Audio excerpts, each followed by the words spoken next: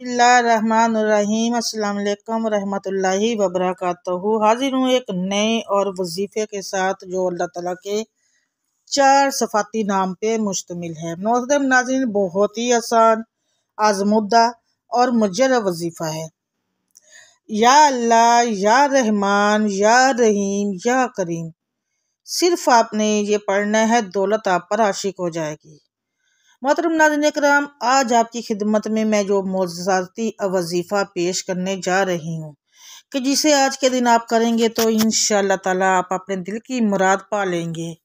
और यकीन करें, ये वजीफ़ा इतना आसान है कि इसे कोई भी शख्स बआसानी कर सकता है, क्योंकि ये अल्लाह ताला के 4 इस्म आज़म और सूरह इखलास का वजीफ़ा है।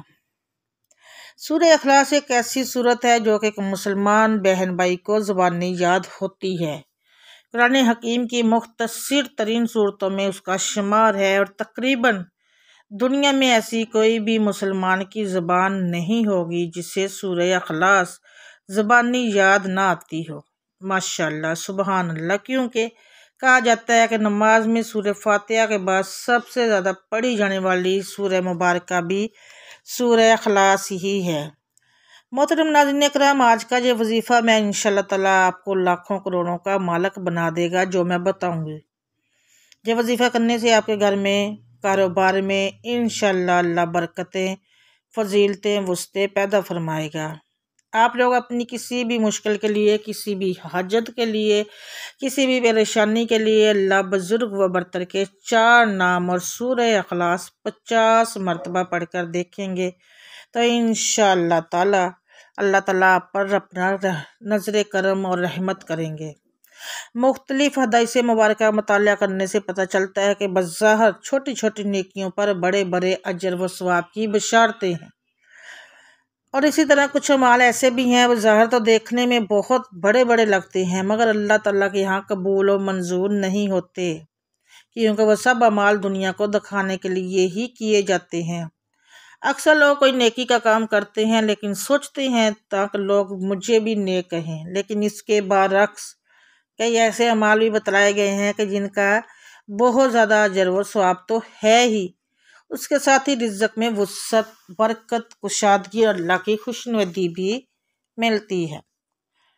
नाज़रीन इकराम, सूरह इखलास को एक बहुत बड़ा और दर्जा हासिल है। आज मैं आपको एक ख़ास वजीफ़ा बताऊंगी कि आज के दिन किसी भी नमाज के बाद अगर आप सूरह इखलास हमारे बताए गए इस तरीके से पढ़ लेते हैं तो यकीन करें आप बस अगले दिन सूरज निकलने का इंतज़ार करें।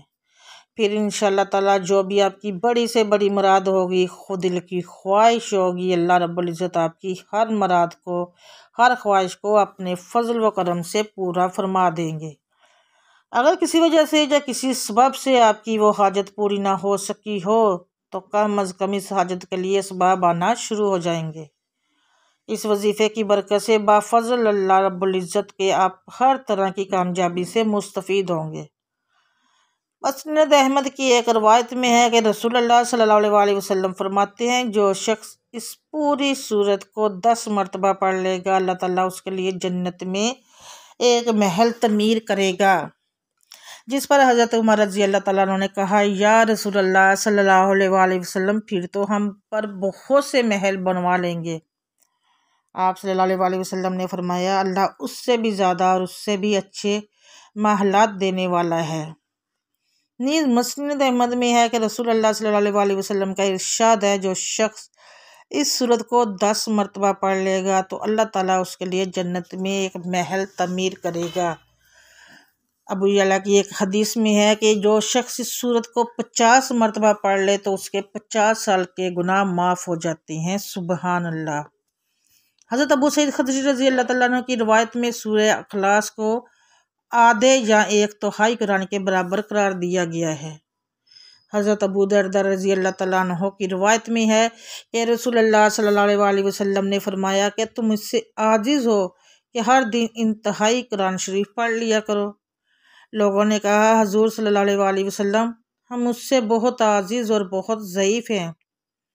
आप सल्लल्लाहु अलैहि वसल्लम ने फरमाया, सुनो, अल्लाह ताला ने कुरान के 3 हिस्से किए हैं। सूरह इखलास तीसरा हिस्सा है। एक और रवायत में है कि नबी पाक सल्लल्लाहु अलैहि वसल्लम ने अपने सहाबा किराम रज़वानुल्लाह अलैहिम मजमईन से इरशाद फरमाया कि तुम में से भी जो भी इस बात से आजिज़ हो कि वो रात को 1/3 कुरान पढ़ लिया करे।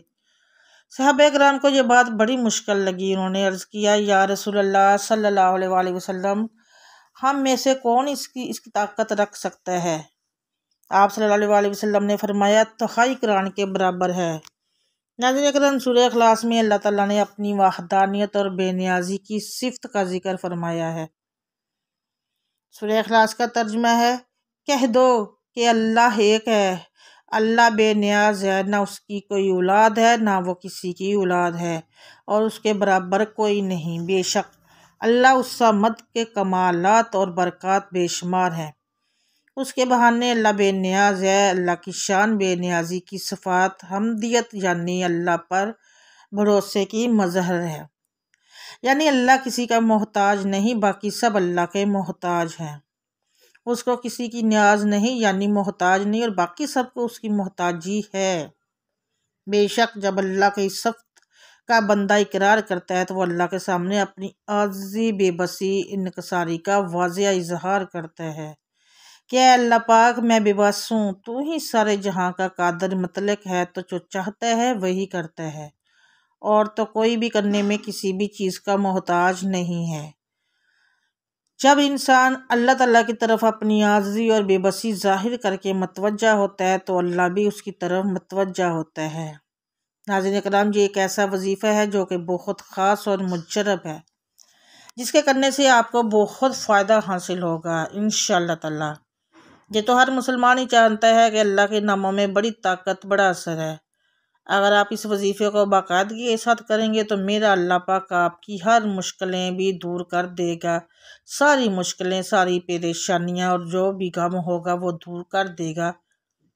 अल्लाह ताला की ज़ात से मायूस ना हो, और तकलीफ़, आजमाइश और सहूलत, खुशी अल्लाह ताला की तरफ से ही आती है।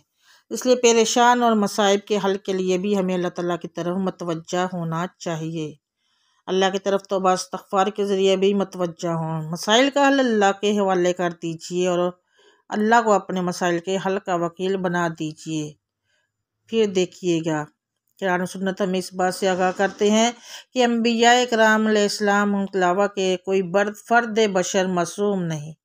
हर इंसान से ख़ता, लग़्ज़िश और गलती हो सकती है, लेकिन बेहतरीन ख़ताकार वो है जो अपने किए पर नादम व शर्मसार हो जाए, जिससे इस हकीकत का एहसास हो कि मेरा बदअमल महफूज कर लिया गया है और मेरा रब मुझसे इस बारे में यकीनन पूछेगा। यही वजह है कि साहबाने ईमान को बार बार अपने करदा गुनाहों के साथ साथ उसकी तरफ मतवज्जा किया गया है। कुरान करीम की अक्सर आयत मुबारक तौबा इस्तग़फ़ार की अहमियत बयान करती है। सैकड़ों हदीस मुबारक में वाज़िया किया गया है, कहीं ऐसा ना हो कि बंदा गुनाह का इर्तिकाब करने के बाद मायूस हो, परेशान हो जाए, बल्कि किताब मुबीन में ख़ताकारों के वास्ते साफ साफ ऐलान कर दिया गया है कि वो अल्लाह की रहमत से नाउम्मीद ना हो।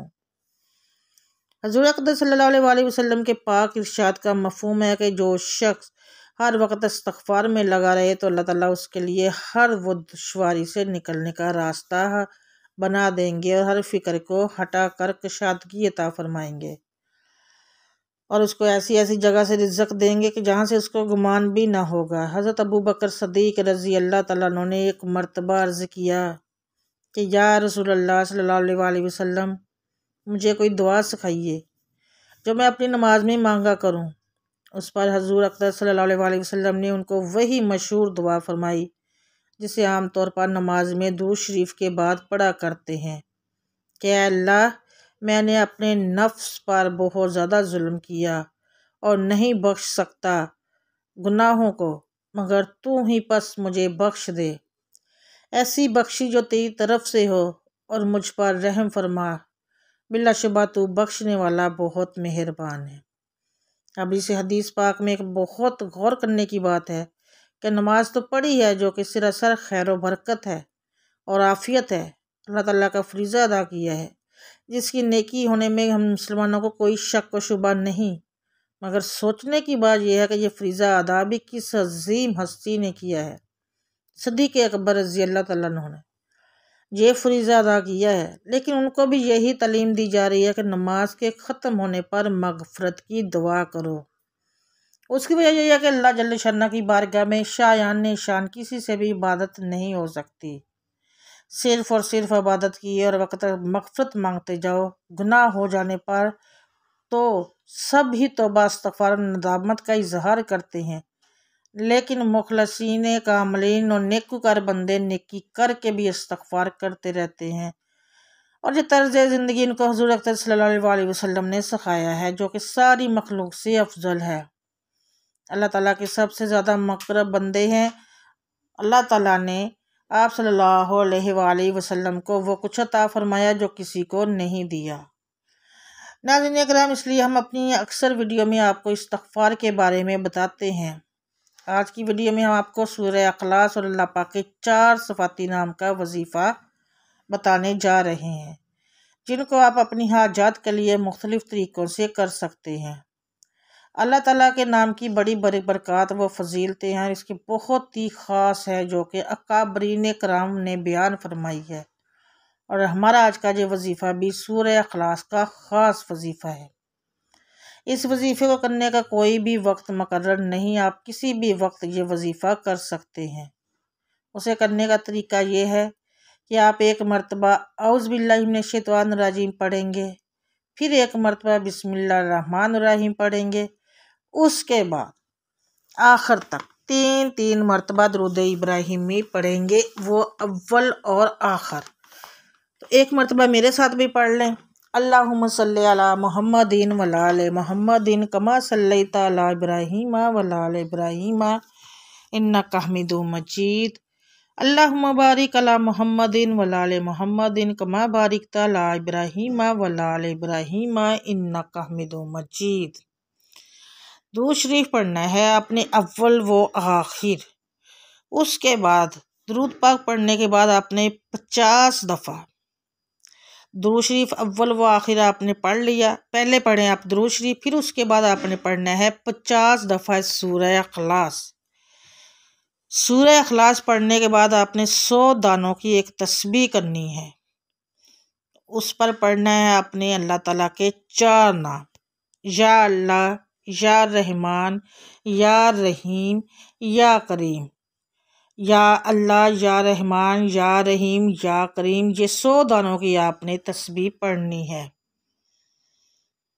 इसके बाद आपने जब चारों नाम मिलाकर पढ़ेंगे तो ये एक शुमार होगा। इसी तरह आपने 100 दानों की तस्बीह पढ़ लेनी है। ये अल्लाह के पाक के 4 नाम पढ़ने हैं और इसके बाद आपने 100 मरतबा पढ़ना है अस्तग़फ़िरुल्लाह अस्तग़फ़िरुल्लाह अस्तग़फ़िरुल्लाह। 100 मरतबा अस्तग़फ़िरुल्लाह पढ़ेंगे तो इसके बाद आपने नाज़रीन करम दुनिया की आपकी उसके बाद फिर दुरूद शरीफ पढ़ना है। तो इसके बाद दुनिया की हर मुश्किल, हर परेशानी का ये वजीफ़ा है, इसमें हल मौजूद है। लेकिन वजीफ़े के साथ साथ आपने 5 वक्त की नमाज मुकम्मल अदा करनी है और मसले के हल की मुकम्मल जुस्तजू भी करें, यकीन के साथ करें, यकीन कामिल करें। ये वजीफ़ा रिज़्क़ के लिए बड़ा ही अनमोल वजीफ़ा है। इस्तग़फ़ार करने से रिज़्क़ की कशादगी होती है, बंद ताले खुल जाते हैं, फिर सब तंगियाँ दूर हो जाती हैं, गुनाह आसमान तक भी पहुँच जाए तो मग़फ़िरत तलब करने पर माफ़ी मिल जाती है। एक अल्लाह वाले ने फरमाते हैं, जब अपनी हर इबादत में इस्तग़फ़ार से आगाज़ करें दुरूद पाक के बाद, ताकि हम पहले ही अपनी टूटी फूटी इबादत पर शर्मिंदगी का इज़हार कर लें और वो इस अमल से राज़ी होकर हमारा अमल कबूल फरमाए। हमें इस्तग़फ़ार की बहुत ज़रूरत है। जब नबी करीम सल्लल्लाहु अलैहि वसल्लम हर रोज़ इस्तग़फ़ार की कसरत फरमाते थे, तो हमें तो इसमें बिल्कुल भी कोताही नहीं करनी चाहिए। नाज़रीन इकराम, अपनी दुआ में तमाम दुनिया के मुसलमानों को भी शामिल किया करें, बहन भाइयों को भी शामिल किया करें, जो अपने घरों में परेशान हैं उन बहनों भाइयों को भी शामिल किया करें, उम्मत मुस्लिमा को शामिल किया करें। और आजकल ख़ास तौर पर फ़लस्तीन के मुसलमानों को अपनी दुआओं में ज़रूर शामिल किया करें। आखिर में दुआ है कि अल्लाह पाक इस वजीफ़े में की गई किसी भी किस्म की कोताही, कमी, पढ़ने पे पढ़ाने में जो भी है, अपने प्यारे हबीब हज़रत मोहम्मद मुस्तफ़ा सल्लल्लाहु अलैहि वसल्लम के सदक़े माफ़ फरमाए। हमें अज़ाब कब्र से और अज़ाब हशर की सख्तियों से महफूज फरमाए। हमें पक्का और सच्चा मुसलमान बनाए। हमें 5 वक्त की नमाज बाजमात अदा करने की तौफीक अता फरमाए और लेडीज़ को घर में अल्लाह ताला नमाज पढ़ने की तौफीक अता फरमाए। हमें दुनिया और आखिरत दोनों जहानों में भलाई फता फरमाए। आमीन सुम्मा आमीन या रब्बुल आलमीन। नाज़रीन कराम, अल्लाह हम सब का हामी और नासिर हो। कमेंट बॉक्स में अल्लाह ताला के 99 नामों में से एक नाम आपने ज़रूर टाइप करना है। और अगर आप मेरे चैनल पर नए हैं और मेरे चैनल को अभी तक सब्सक्राइब नहीं किया तो चैनल को कर लें सब्सक्राइब और साथ लगे बेल आइकन को ज़रूर प्रेस कीजिएगा ताकि जब भी न्यू वीडियो अपलोड हो तो उसका नोटिफिकेशन आपको मिल सके, आप वीडियो को सुन सके और उससे फ़ायदा उठा सकें। मुझे अपनी दुआओं में याद रखिएगा, मैं भी आपको अपनी दुआओं में याद रखूँगी। मिलूँगी मैं आपसे नेक्स्ट वीडियो में बशर्ते ज़िंदगी। तब तक के लिए मुझे दें इजाज़त। अल्लाह हाफिज़।